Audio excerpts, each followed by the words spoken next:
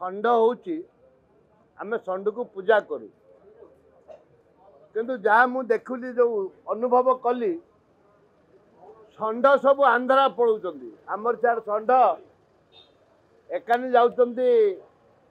कलिकता सियाड़े रायपुर इयाड़े आंध्रा षंड पड़ौचंदी षंड को नहीं जाउचंदी मार दउचंदी आम पाई एक विपज्जनक कथा स्वाभिमान कथा षंड को आमे पूजा करू एवं षंड राति आमे देखी था षंड शोची सकाल को गाड़ी उड़िकी तक नहीं पड़े आंध्रा पड़ू सना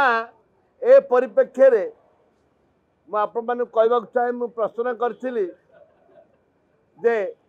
षंड को आमे बंचेबा किमती मान्यवर मंत्री उत्तर रखिंट जहाँ मुझे खुशी नहीं मोर भाई एका मंत्री मु खुशी नहीं आम समस्त दायित्व रोचे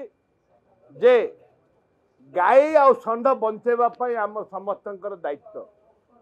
अन्य राज्य को केमती न जीवे आम षंड को केमती न मारे सी हूँ आमर दायित्व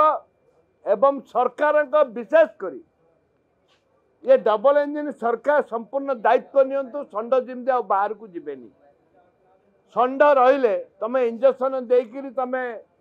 छुआ जन्म कर कि षंड डायरेक्ट छुआ हो पारबनी षंड बंचवा दरकार आमको षंडर डायरेक्ट छुआ दरकार